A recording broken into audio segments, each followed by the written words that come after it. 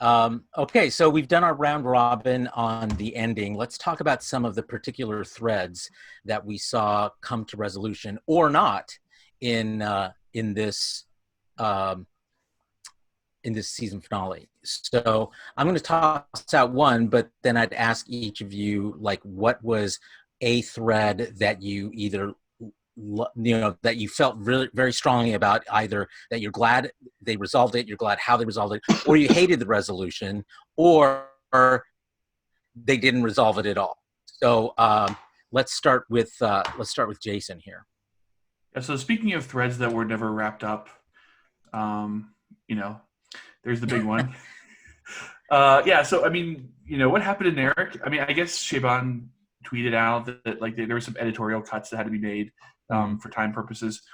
Again, I don't understand. Which is ridiculous because there's no time limit on this show. Right. Yeah. Right. What he really meant was pacing purposes, I think. Right. I think. Go ahead. I would have liked to have seen what happened in Eric. I mean, he did kind of redeem himself in the end. And, I do think he really did love Soji. So, I mean, I hope that his story isn't done yet. I hope we see more of him in future seasons, because I like emo Spock. I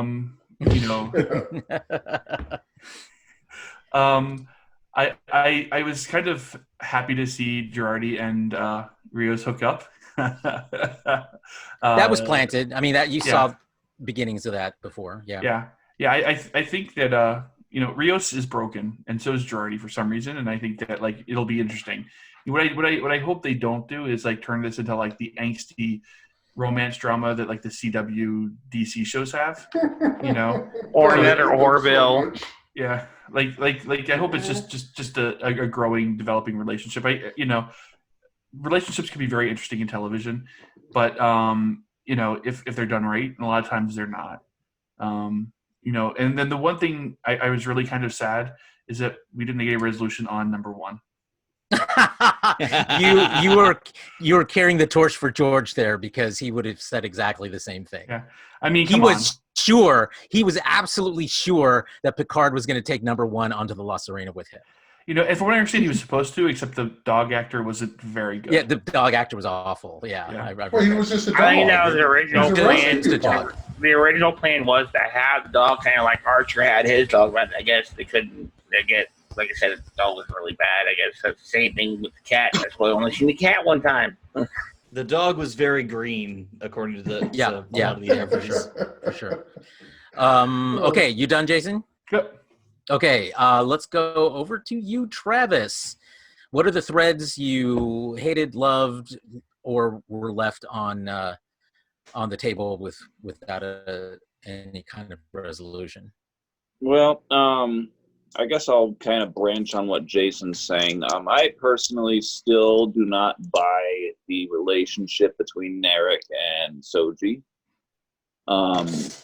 I am hoping that it is developed moving forward. Do you all think that Narek is sticking around? We're going to see him in season 2? Well, I think so. It's potential. Possible. Look, he's not fucking his sister anymore, so he's got. He never did. Please drop that theory, please. Speaking of Narissa, I am going to go out on a limb and speculate that we have not seen the last of her.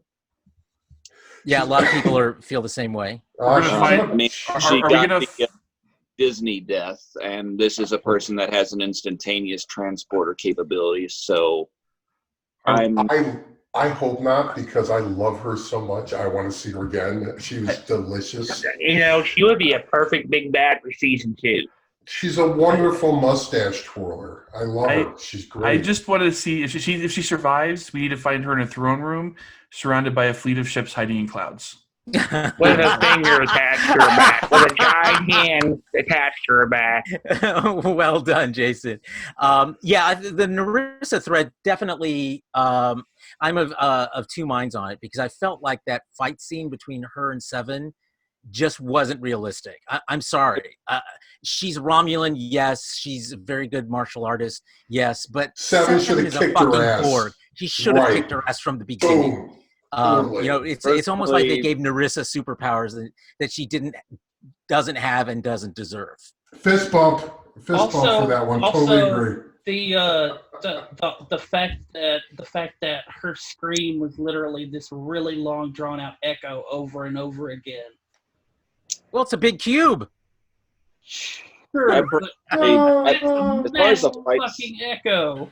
Okay, let's get back to Travis. It's his turn. Go ahead, Travis. as far as the fight scene is concerned, I thought it was kind of forced in, to be honest. Like, I had fun watching it, but this was one of the things in the episode where I was just like, where is this coming from? I mean, like, it just didn't feel earned, if that makes a bit of sense. It was fun, but it just felt there to be there. Obligatory. That's exactly what I was going to say, Travis. It did feel obligatory. Like, it was just like, well, they're there. We got to have this. Yep, I agree. And, of course, I can't go on any longer. Just why the fuck didn't Eldor see a cat? You had one job. You had one. Tell us how you feel, Travis. I really Travis, wanted. I was so hoping for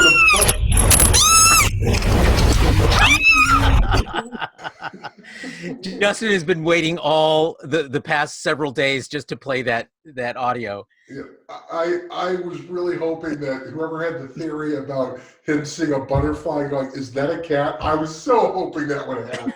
That would have been so great. Oh, man. Like, I'm sorry for you. I definitely that feel I your really am pain. sorry about. Yeah, and I have to tell you, Travis, you so wormed that into my mind that when it didn't happen, I was like, Travis. I felt bad for you. I felt bad for me because I thought that was it was a great setup, and it wouldn't have taken anything to follow through on it, frankly. No. But yes, that was sad. How do you feel about Elnor's thread overall? As it turned out, loved Elnor's thread. He's easily my favorite character of the show so far. I mean, like, just good God, Elnor in this episode. Screw you, Shawn. When he was crying, I nearly bawled. I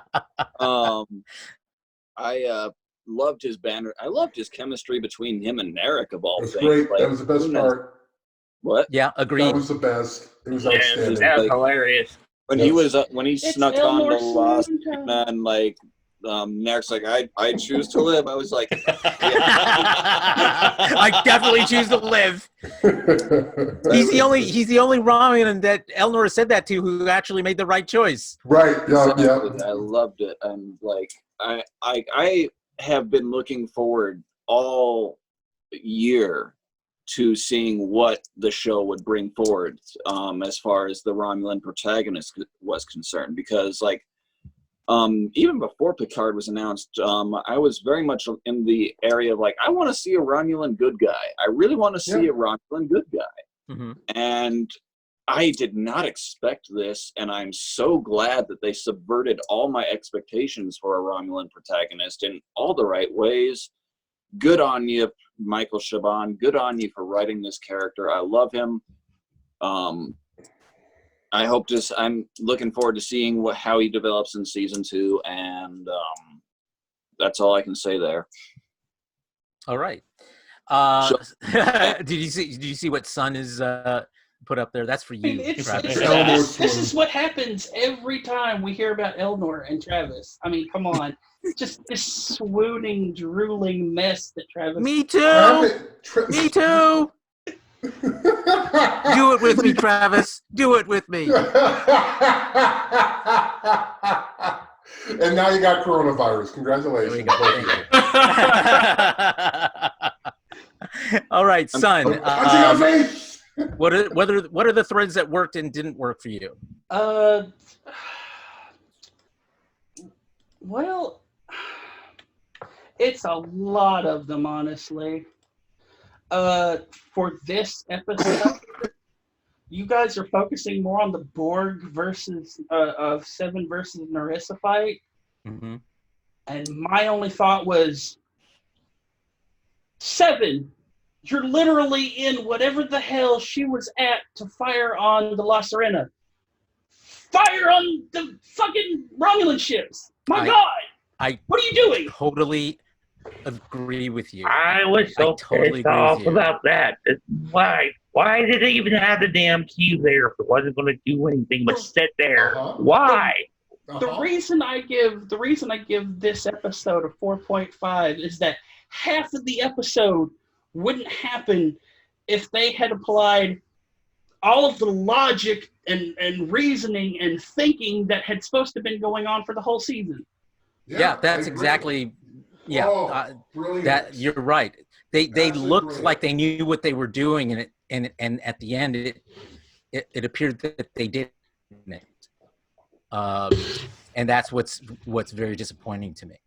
There's one thing that we touched base on earlier on. This was all O's fault. Yeah. Had O not mind melded with Girardi, that in a sense would have ever found out about the higher intelligence. And I mean, it's of course that's part of like O's arc for the season is that she really was the instrument of her own destruction or self-fulfilling prophecy. Yeah, exactly. So dumbass. Yeah. I mean, it felt implied that O was behind all of this from the get-go. That it was her call from Starfleet Security that caused the captain, Rios's captain, to kill the 2 cents, which ultimately committed the suicide, which ultimately drove Rios mad and getting into the La Serena. Literally, it's implied that O started this entire cycle. Yeah, absolutely. Straight at Mars. It totally was. And to that point, I'd like to point out that for everyone in the beginning of this of the series, when it first started, that was criticizing how bad and dystopian Starfleet was. You got to remember the major plot points of this were all fucking orchestrated by a Romulan traitor in the midst of Starfleet. This was all orchestrated by them to do this. Half Vulcan, half Romulan traitor. What's it? Half Vulcan, half Romulan? Yeah, half Vulcan. But I say Romulan as a nationality, not as a race. The big picture there, and Rafi even referred to this a couple of times through the season, was that O couldn't have done this alone. There had to be someone. Well, I guess Narissa was also, right. An undercover, but just 2 people behind all of this just didn't quite seem like there must be, unless they're just people she co-opted, unknowing that with them being unknowing that they were, it is playing that they were. Yeah, pawns. exactly. They were what do they call them? The useful idiots. It's entirely possible that O did this all on her own. I present you Paradise Lost. Yeah. Perfect example. I just watched it last night for exactly this reason. Oh, you're so awesome. That's the DS9 episode. Yes, exactly. And they implied that O has been in Starfleet for a very long time, that she naturally rose through the ranks. So she's got an entire career behind her after all. To build this, to come to this point, exactly. And it's very interesting. It's like not just about what we're saying about one person responsible for this, but there's a very great scene. I'm not sure if it's in Paradise Lost or the first episode, which is Homefront, because that's a 2-part episode too, arc 2. Okay, where the changeling that looks like O'Brien shows up and says to and sits down with Cisco and says, basically, you know how many of us there are actually on the entire planet? There's 7. Right. There's 7 of us. And look at all the damage that we've basically caused you to do to yourselves. Yeah. And that's pretty much, and that's what that's a good point. That's a good point. Well made. I mean, who knows? O could have actually been around back in time, like, even during Homefront. She could have been around during that. She could have been around Dominion War as well. Absolutely. Right. Easily. She's let's not Romulan Vulcan. They live for centuries. Right. Yeah, so exactly. who knows how long she was back in the background plotting and scheming and setting all this up? Because it would have been. It was clearly a long game. It was clearly a long game. Right, and let's not forget Inner Arma Ina Silent Ligas in Deep Space Nine, where you basically had the Federation and the Romulans, Romulans working together to undermine the Romulans. Of course, it's going to go both ways. I mean, why not? That's how the Tal Shiar work. So yeah. The one problem I have with O, though, and her being orchestrating the Mars attack as a Romulan Tal Shiar agent, Zhat Vash, is that her actions in decimating the Federation fleet doomed hundreds of millions of Romulans. Yeah. And so like that's the only thing that I would say that really the plot hole there is that I don't know that. No, it's not a plot hole. They fanatic. Yeah. Small price to pay to save the galaxy. Right. Yeah. They didn't want the Federation helping them anyway. They didn't want the Federation meddling. That's neither here nor there. With O, here's the thing. The problem I have with O is that O just came off as very one-dimensional, very angry. Narissa, what I liked about her was that she was very complex. We really saw a lot with her character that she really was terrified for the entire galaxy, not just the Romulans, the fate of the entire fucking galaxy. She was really freaked out about the whole thing. So I think that's the bigger picture here with O2. We just didn't see it as much because they didn't develop her character as much as they did with Narissa, is that she felt the same way that, what's a few 100 million Romulans when we're talking about the entire galaxy? Well, she had the Vulcan logic to back it up. Right. Right. Exactly. That's Needs true of the too. many. Yeah. Right. Then that means she's following Vulcan logic, but serving Romulan interests. Yeah, which would actually be really perfect. cool. And that would be that she really isn't a one-dimensional character. She just has to come back next season or next. Do you think she will? Because I felt like that her resolution, as it were, was a total fizzle. She wasn't really held to account. I mean, she had to basically back down. But did anyone else, like, how many times did she say sterilize the planet? Like, you have to press a button, and they never press the button. Exterminatus. But wait, what's that? It became a Monty Python sketch is what happened. It was getting kind of weird. I just kept saying, fucking fire, you guys. Again, half this episode would be completely different if the people actually knew what the hell they were supposed to do. Knowing that they had kind of known all season long. Shawn, need to make a super cut of all the times he said, prepare to sterilize the planet. Somebody, like when it comes to like in this episode, I was more asking myself, like, is like half her dialogue just abridged soliloquies? Because there were I think it was like at the end of Act 1 or Act 2, she's just on the bridge of the Warbird and she just says out loud, like, soon our work will be done. Commercial break. I was like, so. Justin, I believe Katwalski's already done that, and if it's not him, then it was Screen Crush that did that. I will check out those videos. Pissed off that we did not hear say, "Oh no," at least once. No, that would have been. I mean, I know that was one of the predictions. I'm glad they didn't do that because that would have been a little too. Well, but there's a problem with that. O is not her real name. Exactly. We don't know that. Yes, we do. Yeah, we do. I'm trying to find it right now, but she has a Romulan name. Well, all Romulans have another name. No, it was actually said. She has a true given Romulan name. O was the cover name. Yeah, it was actually said on the it was actually said there's finale. It was Commander. But she did have at least the same rank, so that's there's that. Commodore, still had Commodore. Which they called her a general at one point too. They did, whatever you're called. That's what Picard. That's what what's his face Riker said to her, General, whatever you are. But I wanted to what Jason said about she's really not a one-dimensional character. You're right, and I shouldn't have said it like that. The way she was portrayed was one-dimensional. She's clearly a much more complex character, and like we said, I do hope we see her again next season. It would be great to bring her back and intertwine her into the next phase of the story. My opinion. Well, and that leads to a bigger question, which is, are we done with the Romulans? Because God, I feel like not. I hope not too, because they introduced so much Romulan stuff that just doesn't pay off. This was such a major blow to Romulans to have all this really blow up in their face. You know, here they're going to plot. You know, it's going to come out that they're behind the plot to destroy Mars. They're behind the plot. You know, circumvent the Federation. There's going to be a lot of angry people here. We might see. I mean, maybe a war might come out of this. I don't think so. No, they're not going to go the war route. They'll get their asses kicked. I mean, they couldn't even have enough of a presence to stop this impromptu fleet of all the exact same copy and pasted Photoshop. They'll be photoshopped. Nadar. General Nadar is her real name.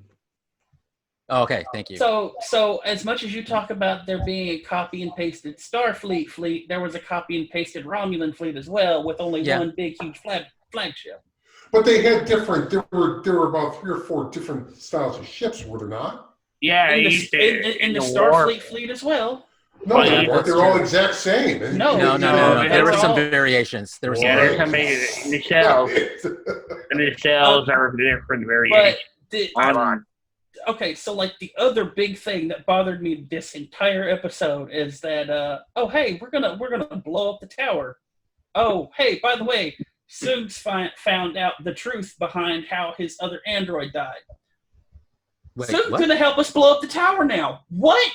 Just expose the fact that Sutra, this big grand person who is now trying to take over all of these synths, literally lied to everyone.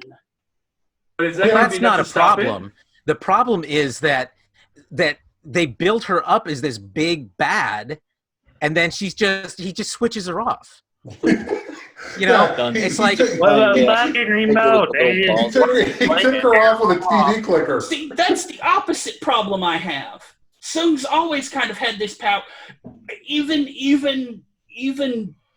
Soong from TNG literally had this power.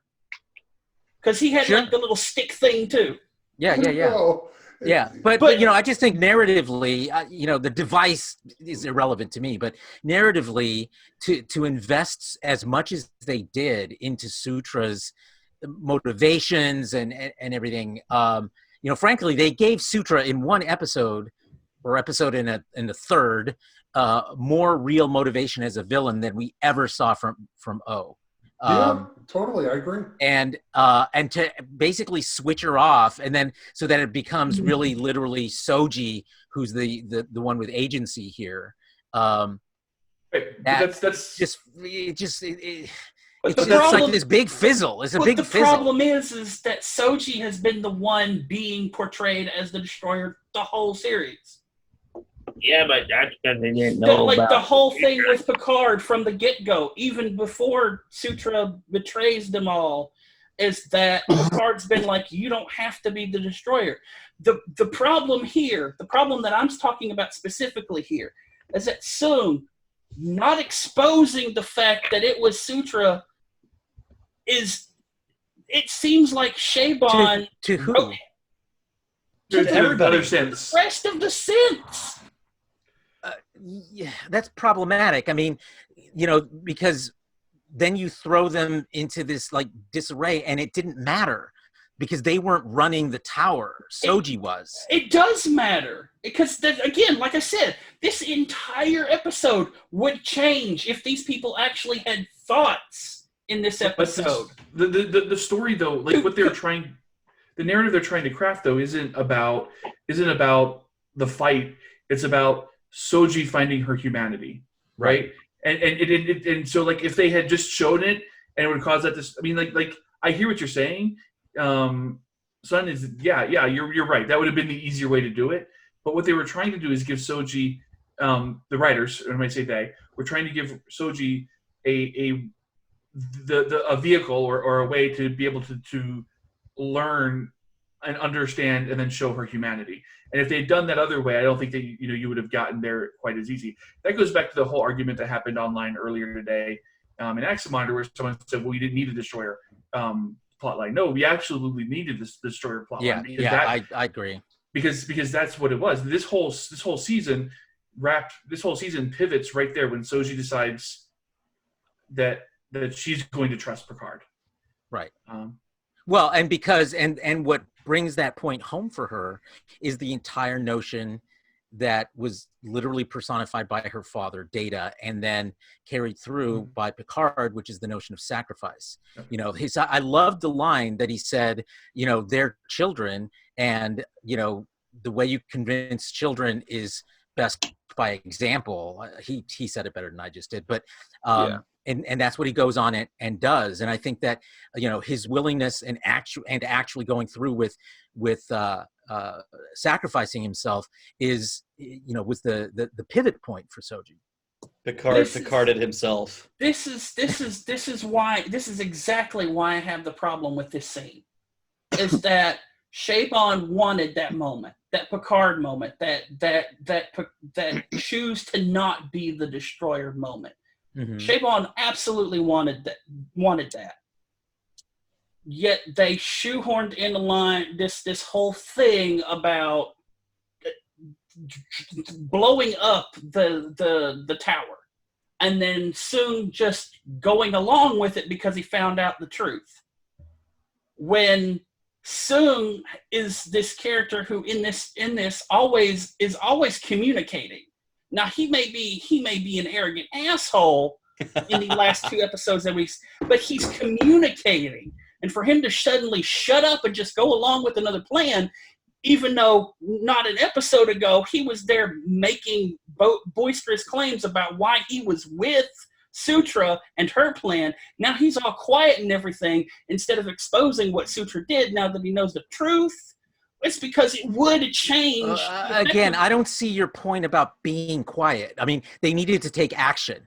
Like, there wasn't time to call a council of synths and for him to reveal Sutra's, betrayal of one of, against her own kind, by killing, what's her name? Sorry. Saga, thank you. They had to act, and, but there was conveniently enough time for all of them to show up, pull a device out of a soccer ball, and then throw it at Soji, who then catches it. And then throws it into the air before it explodes. Yeah, so you're saying, there was exactly just enough time for that. You're suggesting this whole other storyline that goes, I don't know where it goes, but it's time intensive. So they couldn't do both. They had to get to that point, and that was a faster point. And Soong would have gone with the plan that was already in place because it was imperative they bring that tower down. I get where Sun's coming from, and I get where you're coming from. Sun's like, what the fuck? And you're like, they gotta fit this episode somehow. This is where you're at, Carlos. Adam at the Geeky said that wasn't time. That scene lasted 10 minutes. I'm sorry, what? What does that mean? Adam over at the Geek Easy says the scene lasted for 10 minutes. What scene? The whole blowing up of the tower thing was a 10-minute scene. There's definitely time for Soong to stand up. No, Jesus Christ. Okay, whoa. Let me write out this scene for you so you understand it. Go ahead. Okay, Soong has fuck all to do with the rest of the cast of La Sirena. Just remove them from the entire thing. Soong, having seen the truth, goes out to the tower. He literally turns off Sutra, and as the synths turn to look at him, he goes, "You have been betrayed. Sutra is responsible. Here's the proof." Because they have like all of those holograms everywhere with digital information. Here's the proof. That's literally how that scene would go. Soji, having been betrayed, goes, "I've been betrayed again?"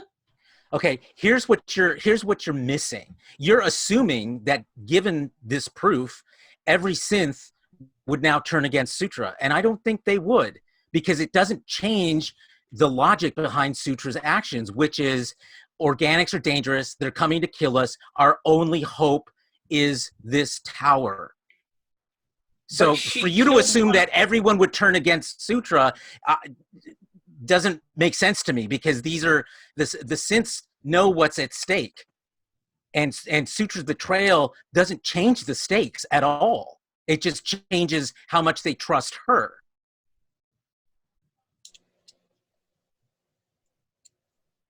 And the scene wasn't 10 minutes. Yeah. When you say the scene, there was a whole sequence of scenes, so I'm not sure what the scene means.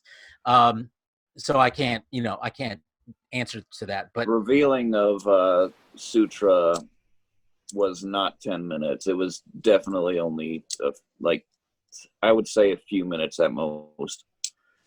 Yeah. Well, again, it depends on what you're counting as the beginning and the ending of the scene, because it is part of a larger sequence. So yeah, but I just don't think that.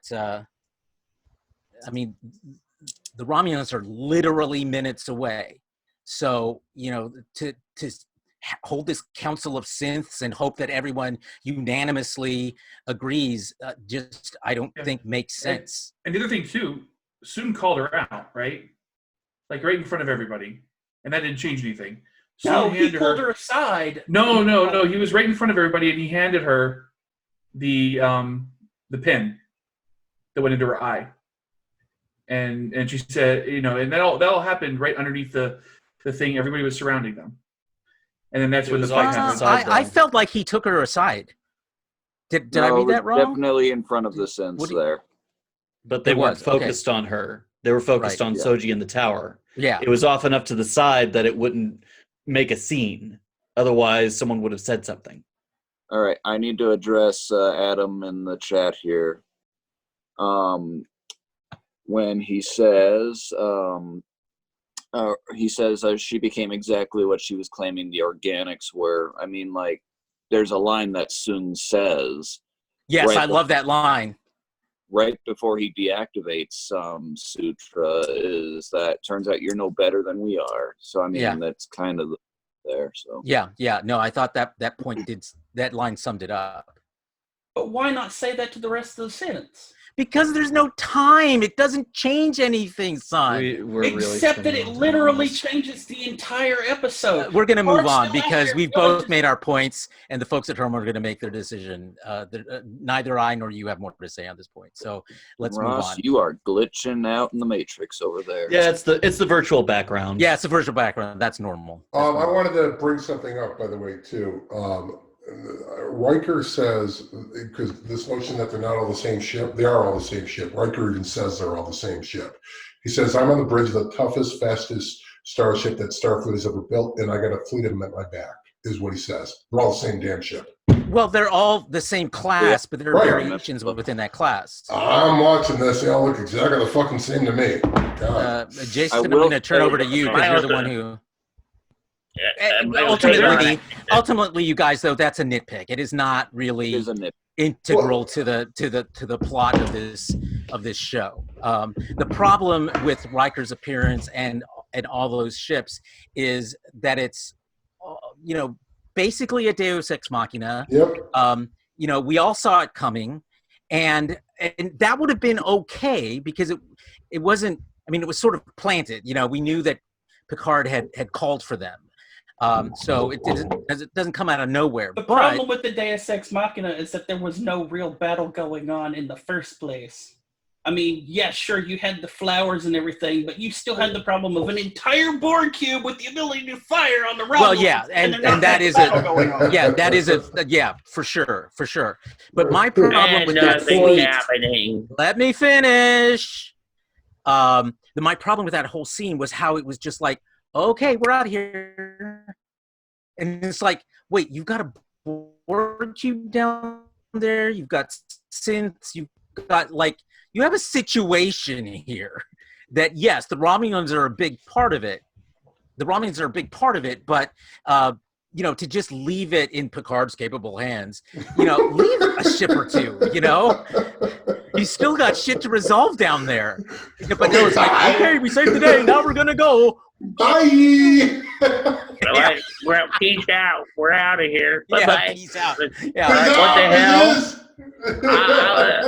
I would at least have expected Riker to stay behind all the other ships to go. I was just like, what the fuck did we just see? Were they literally just there for 5 seconds? I mean, what was the point of that?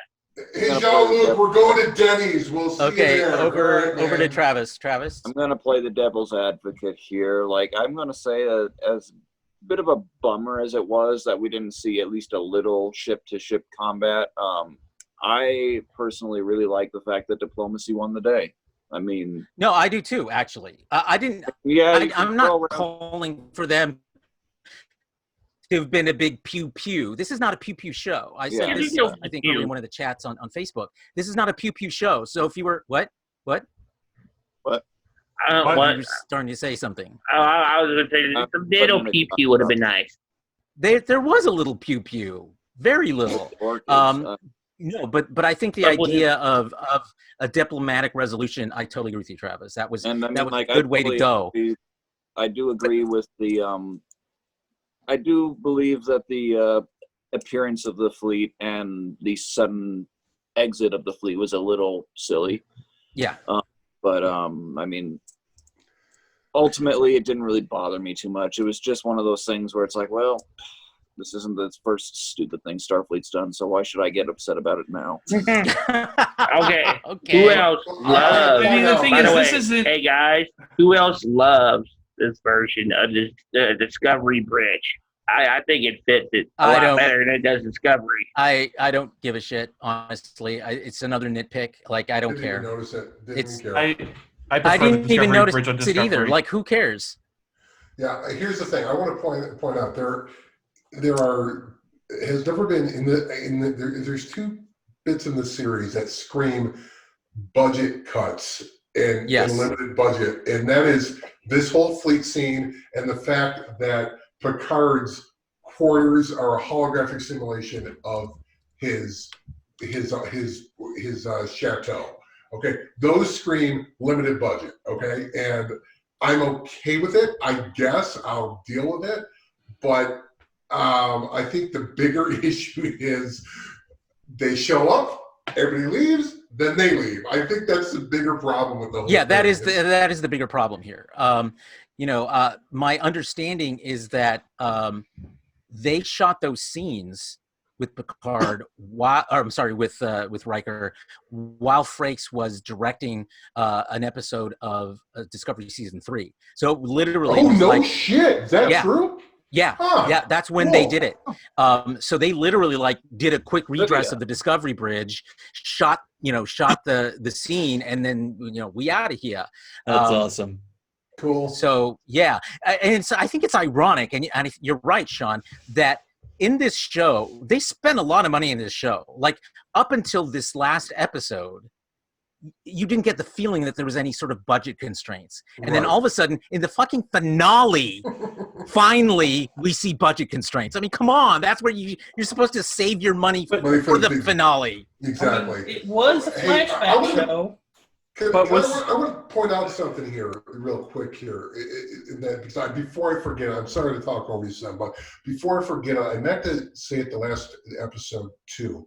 Have you noticed over the last 4 episodes that Patrick Stewart sounds a lot younger than he's been playing Picard over the prior 6 episodes? He doesn't seem as old and as he did before. And I'm not talking acting. Well, I'm just noticing. I think that's purposeful. I agree. I think that towards the end of the series that it was intended to give us a sense that Picard's alive again. Picard doesn't feel like an old and he actually anymore. Literally says that, Yeah, that's what I got out of it. He's just pretty much sitting around waiting to die on his chateau, and he had that scene on the bridge with Rios where he said, I feel more alive now than I ever have. Yeah, and it was clear that even physically that it was changing who Picard was, which was nice to see. It was not invasive. Son, carry on. I apologize for stepping. Well, I mean, this episode was obviously the clip show episode. I mean, how many times does O say, "Prepare to sterilize the planet"?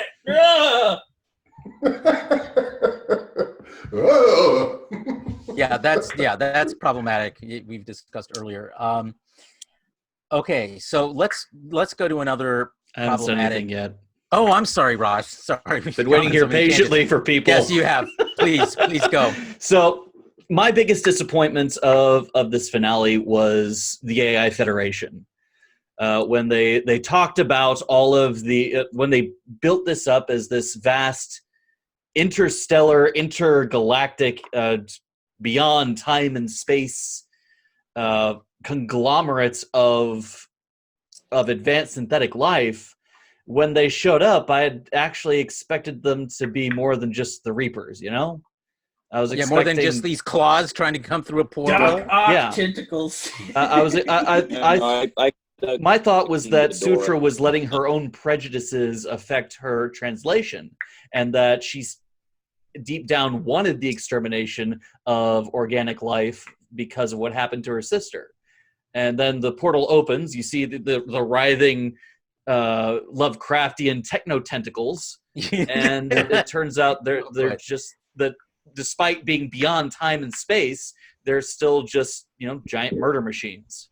Yeah, and that's what I totally agree with that. In fact, what I was thinking about that was what I was really hoping for, and I hate doing this because I hate Encounter at Farpoint so much, but I was hoping for a finale like that where these AIs would come out and they'd have a discussion. Like you said, it was nice that everything was resolved diplomatically with the rivals and everything, but it would be even better if these fuckers showed up and everybody just had a chat and discuss, and they discover their own fears, and they discuss and they get to understand each other. I thought that would have kind of been more in the vein of Star Trek to do that. Instead, we get the tentacle monsters just trying to kill everything, and they finally get Mass Effect. They get Hodor. Yep. Control 2.0. Yeah, that's definitely a weak point. I agree with as well. It's another example of what I said at the opening, which is there were so many things so many issues they raise that they don't pay off, or the payoff they give us is cheap by comparison with all the buildup. No, I really wanted to know about. Whoa! Justin first, then Shawn, then Son. Okay, I wonder if a lot of this was, we all have problems with this, with the AI, that way it didn't look right. I'm wondering if that wasn't part of the fact that they literally finished VFX for this episode last week, and they were doing a lot of it remotely. No, I mean that was clearly a script thing. That was not something that had any impact on. That was scripted. Shawn, what was your point? Well, I forgot where I was going with that, but yeah, I mean, it's just a disappointment on that, because that it just made them monsters, and they built it up more than that, and I was really curious about that. So yeah, that's a disappointment. That's that would be to the extent of threads that I did not like how they worked out. That would be tops of my list. Since I haven't really discussed this, the threads I really like. I love Eleanor's thread. I actually like Nerek's thread a lot, because I thought it was he was a very complicated character all the way through, and at the end, I thought he did a really good job of resolving his issues, because he had conflicting issues at hand here, and he worked to resolve this all peacefully, which is that's pretty well. What he did was he kept his eye on the prize, right? While the Romulans were trying to destroy the synths, he was trying to keep the AI, the AI Federation from having. So he actually was, of all the Romulans, he was the only one who kept his eye on the ball and was working so he didn't. A lot of people are claiming that he did a turnaround. He really didn't. No, he really didn't. He just saw that logically the best way to save the universe was to keep the AIs from emerging from that beacon, and that the only people who could do that would be the synths / La Serena gang. Right, exactly. Which is really, I mean, which is great. Again, it adds a level of complexity to the character that he's not so one dimensional. It just says, he's not an hero. I'll fucking fire everything. He thought the shit through, which was nice. I appreciated that about him. Okay, son, your turn. Oh, sorry, were you done? I'll come back. I'd love to hear Son's thoughts on. Ross first, because Ross had something to add to that conversation. Go ahead, Ross. Okay. Completing my thought with all the things that they borrowed from both TNG and Voyager, and Star Trek has such a rich tradition of showcasing these higher beings, these entities of greater intelligence, higher planes of being, of gods that have populated the past of so many different species, that when we finally get this AI Federation that's supposed to be beyond time and space, and they're, as we said, monsters. That's the thing that really fell short for me more than anything else in the finale. Yeah, to me, it felt like if they're such essentially gods, the point of the beacon wasn't that it was the only way for them to come back. It was that it's a beacon. We're ready. Like, they should have the power to come back without the beacon, but apparently all you have to do is turn off the beacon. That didn't make any sense to me. It's like they should be able to come back at any time. Right. The only thing the only reason they didn't is that they needed, synths to signal that they're ready. We've reached the right stage of evolution for us to contact you, and then you're going to give us the benefit of your wisdom or whatever in power. They shouldn't have required the beacon to physically make their appearance. Yeah, but that depends. Like, so I think again we could be dealing with a unreliable narration when we're talking about the AI Federation, right? So we're told what it is basically third hand now, right? So we've had O had experienced it, then she transferred her memories into Girardi, or her, through the mind meld, and then Sutra got, so I mean, we had this game of telephone, but more importantly, for all we know, the AI Federation could just be, just this Thanos style supervillain that lives outside of our dimension, who's looking for AI to open dimensional portals so he can come and destroy whatever life is there. We don't know. That's what I was going to say. This feels very much like, what does God need with a starship? Good point. Yeah. That's kind of, I'm riffing off of that too. Okay, Ross, did you want to finish up? Nope. That's all my thoughts on it. I got a question. I really hope they don't try to bring us in as any type of plot point for season 2. I mean, it's. I hope we're done with this, but it wouldn't surprise me if something goes awry. And now that they've had access to our universe, they are able to come back. I think they've always had access to our universe. They just didn't have any reason until there were synths to tell them that they're ready. They could flip it on its head next season. Maybe, but my feeling is that the synth thing is done. Maybe there's something else that's going to happen. I hope it's something more Romulan related, or Borg related. Now, Borg, I could actually see, considering everything that's happened with the Borg this season and the synthetics. The Borg, that would very much pique the Borg's interest, just because. I mean, look at everything happening. And now maybe Seven.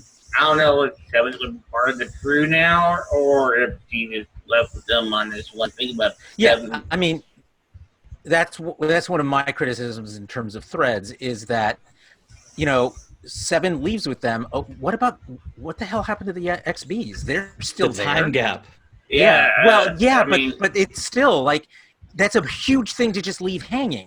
That old scene with Seven and Eleanor talking about the XBs not having a purpose, not having anything, and then she up and leaves them on the planet. There is a time gap that is, but that's not enough of an not enough of an explanation, Ross. There is no explanation, and that's the problem. But there is enough time for those people to be evacuated, for Starfleet to come and start tearing apart that cube from the inside out. And that's my point. They don't give us any of that. They've built all of this up all season and do not pay it off. So yes, there's a time gap for all of that to happen, but for them to not have it happen, we don't know what happened. That's the whole. We don't. That's and that's problem. what The point I'm making is that it couldn't happen. Well, I'm not saying it couldn't have happened. I'm just saying we didn't see it happen, and we should have seen it happen because they built it up as if something was going to happen, and then they didn't. And that's where I feel like this finale really fell short. Well, this If is not also seen why it, I have maybe Wait, let Sun go, then Justin. Okay, this is why I have a problem with you having read out that prediction of mine in the prediction SmackDown instead of keeping it gray. The one that Seven will not reconnect to the cube and the XBs will form a cooperative.